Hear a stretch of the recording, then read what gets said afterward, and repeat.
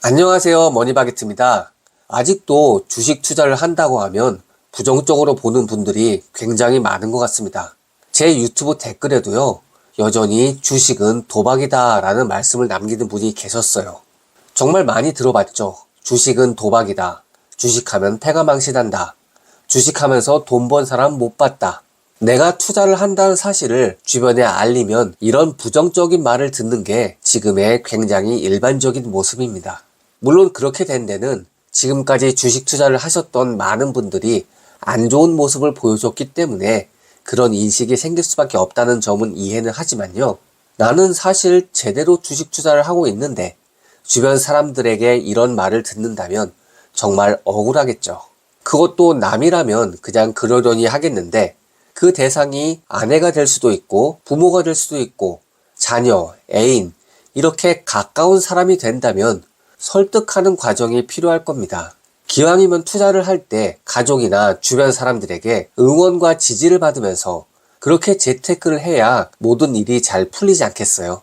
저도 비슷한 경험이 많고요. 여러분도 같을 것 같습니다. 오늘은 그런 사람들을 설득하기 위해서 내가 뭘 어떻게 해야 되는지를 함께 나눠보려고 하는데요. 영상 끝까지 봐주세요. 남을 설득하기 위해서는 가장 먼저 나 스스로를 납득시켜야 돼요. 내가 지금 주식 투자를 하는 당위성을 나부터 명확히 가져야 됩니다. 그래야 남을 설득할 수가 있는 거겠죠. 내가 먼저 확신을 갖고 싶다면 우선 돈에 대해서 거시적으로 접근하는 걸 추천해드려요. 세상의 모든 돈을 아주 멀리서 바라보세요. 그럼 자본소득과 근로소득이라는 두 개의 축으로 나뉠 겁니다. 자본소득은 돈을 투자하고 일을 시켜서 버는 소득이고요. 근로소득은 내가 일해서 자본가로부터 받는 월급이겠죠.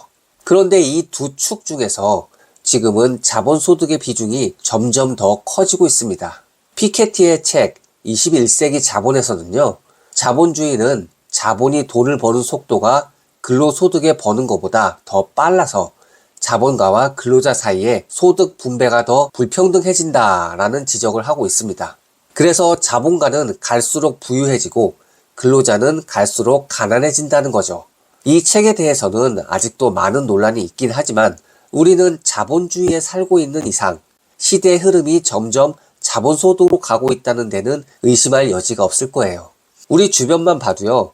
기업의 실적은 계속 늘어나고 있는데 근로자들의 임금은 그만큼 늘지 않았잖아요. 그럼 의문이 들겠죠. 기업의 그 많은 실적은 결국 누군가가 쓴 돈으로 이루어진 건데 근로자의 소득이 늘지 않았는데 그 많은 실적이 다 어디서 온 거냐 이런 의문이요. 기업이 임금을 100만큼 줬으면 근로자들은 그 받은 돈에서 최대 100을 쓸 수밖에 없는데 기업의 실적이 200이 나왔대요. 그럼 나머지 100이 대체 어디서 왔냐는 거죠. 그게 투자 소득이라는 겁니다. 요즘 들어서 살기 힘들다는 말이 정말 많이 나오는데요. 이분들은 대부분 근로소득에 의존하는 분들이에요. 반면에 자본소득자는 재산이 계속 늘고 있습니다. 그만큼 빈부격차는 점점 더 커지고 있어요. 그래서 자본가들만 자본소득을 얻느냐, 근로자들도 자본소득을 얻을 수 있게 해주자 라고 해서 나온 게 주식시장이에요. 주식시장에서는 누구나 자본가가 될 수 있죠. 회사를 쪼개서 주식으로 팔기 때문에 누구나 대기업을 소유할 수가 있어요. 돈을 많이 버는 회사가 있으면 나도 그 회사의 주식을 사서 주인이 될 수 있고요. 그 회사 돈 버는 거에 같이 올라타서 갈 수가 있습니다. 자본가가 돈을 많이 버는 시대에 누구나 자본가가 될 수 있게 해주는 시대, 그런 길을 열어준 게 주식시장이죠.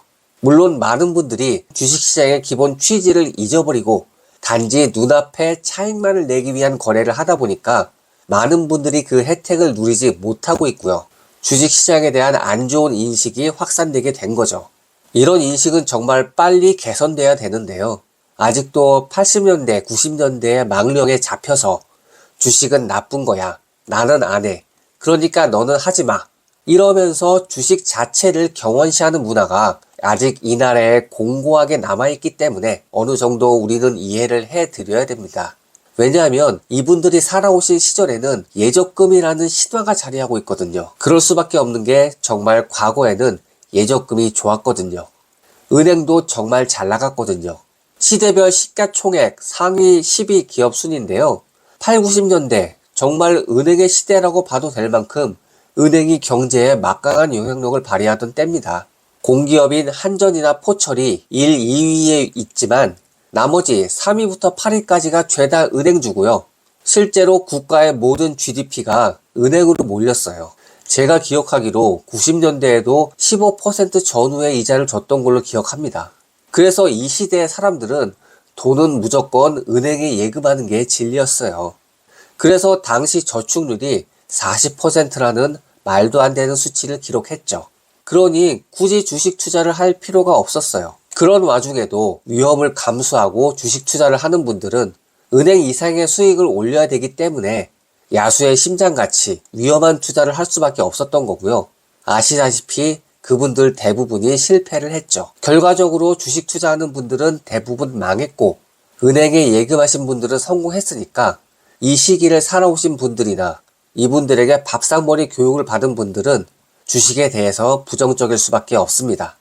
하지만 이런 시대는 이미 한참 전에 지나갔어요. 2010년대부터는 더 이상 은행은 시총 상위권에 없어요. 기업이 경제를 주도하는 형태로 완전히 재편된 거죠. 금리는 내려갔고 예적금은 더 이상 매력적인 투자처가 아닙니다. 그리고 주식시장도 많이 발전을 했어요.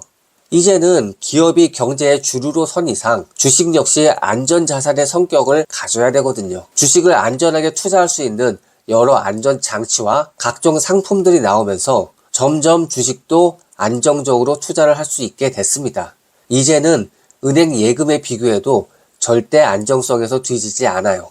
그래서 내가 다른 분들을 설득할 때는 과거에는 은행 예금이 최고였던 시절이 있었다. 그건 인정을 하지만 지금은 시대가 이렇게 변했기 때문에 기업도 과거에 은행 같은 위치로 올라왔고 은행은 점점 꺼져가고 있다.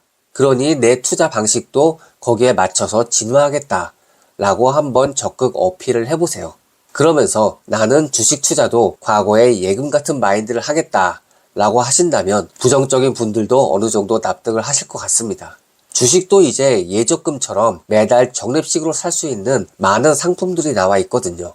ETF 같은 상품이 대표적이죠. S&P 500 ETF나 나스닥 ETF는 미국 기업 전체에 투자하고요. 코스피 200 ETF는 한국 기업 전체에 투자를 하죠. 이것들을 연금저축 펀드에 넣게 되면 1년에 1,800만 원까지 ETF를 적립식으로 매수할 수 있게 도와줍니다. 그렇게 모아진 돈은 노후에 연금처럼 받으면서 나를 자본소득가로 만들어주죠. ETF는 정말 옛날 은행의 예적금과 다를 게 없습니다. 내가 은행에 예금을 하면 은행이 알아서 여러 기업의 돈을 빌려주고 이자를 받아서 나눠주죠. ETF도 자산운용사의 돈을 맡기면 수많은 기업에 고루 투자를 해서 이익을 분배받고 나눠주죠. 둘 다 그 대상만 달랐지 경제의 주도권을 잡은 쪽에 내 소득을 맡기는 거예요. 과거의 예금은 자산을 안정적으로 증식하는 수단이었습니다. 그리고 시대가 변하면서 이제 그 예금의 역할을 주식에게 넘겨줬고요. 그 방식만은 그대로 넘어와서 지금은 안정적인 ETF 투자로 진화한 겁니다. 미국은 전체 가구의 55%가 401k라는 연금 시스템에 가입돼 있어요. 자신의 소득을 일정 비율로 떼서 자동으로 주식이나 펀드에 투자하게 하는데요. 그 돈은 은퇴할 때까지는 찾을 수 없습니다. 이렇게 강제로 장투를 하다 보니까 은퇴할 때쯤 되면 자신도 모르는 사이에 자본가가 돼 있어요. 그때부터는 일을 하지 않아도 자본이 일을 해서 내가 일할 때보다 더 넉넉한 생활비를 벌어줍니다. 그게 미국 사람들이 누리고 있는 바람직한 노후예요. 이제 한국도 그런 길로 가고 있고요. 한국의 주식 투자가 보편적으로 시작된 게 1985년부터거든요. 이때 정말 주식 투자 열풍이 엄청나서 농촌에서도 소 팔고 집 팔고 주식 시장으로 몰려오는 일이 빈번했어요. 이때 주식 투자하는 인구가 1,000만이 넘어서요. 오히려 지금보다도 더 많았어요. 정말 그때는 주식하지 않으면 바보라는 말이 나올 정도로 주식은 전 국민적인 행동이었죠. 하지만 주식이라는 게 영원히 오를 순 없죠. 89년부터 주가는 꺾이기 시작했고요. 다시 반토막이 나버렸습니다. 그런데 그때 투자하던 분들 하락을 경험해 본 적이 없기 때문에 주식이 내리기도 한다는 걸 그때 처음 한 거예요. 그러면서 대출해서 투자한 분들 무너지고, 생활비 바짝 끌어 당기신 분들 무너지고, 하락 처음 겪었으니까 무섭다고 또 무너지고, 그렇게 너무 많은 사람들이 망하다 보니까 주식 투자는 망한다라는 말이 전 사회적으로 공감대를 얻은 거죠. 그래서 우리는 이런 경험을 하신 분들을 이해해야 되면서도 지금은 모두가 알잖아요. 어쨌든 주식은 오른다. 단 무시로 찾아오는 이런 폭락 구간들, 그 구간들만 내가 버텨주면 반드시 정고점을 넘고, 그래서 내가 이 구간을 버티기 위해서는 대출하지 말고 빚 쓰지 말고 항상 내 생활에 여유 자금은 남겨둔 상태에서 투자를 해라. 이렇게만 투자를 하면 주식은 예적금보다도 안전하면서도 더 높은 소득을 보장을 합니다. 그리고 아직도 주식 투자하는 많은 분들이 공격적으로 투자를 하시다 보니까 그런 분들이 바닥을 깔아줘요. 이런 분들이 많이 없어졌으면 좋겠지만은 어쨌든 이런 분들이 계시기 때문에 주식시장 수익률은 경제 성장률보다 높습니다. 저는 오늘 이 영상을 이해하시는 분들이 더 시장에 많이 들어오셔서 투자 문화를 제대로 잡으시길 바래요. 주식은 과거의 예금이다. 투자 방식도 예금처럼 하자. 이런 인식이 투자자들에게 많이 확산되고 투자하는 분들의 일반적인 투자 행태가 되면 대한민국 내에서 투자하는 분들의 인식도 많이 개선이 되겠죠. 여러분들이 그 스타트 단추를 끊으시길 바랍니다. 오늘 영상 여기까지였고요. 구독과 좋아요 모두 감사합니다.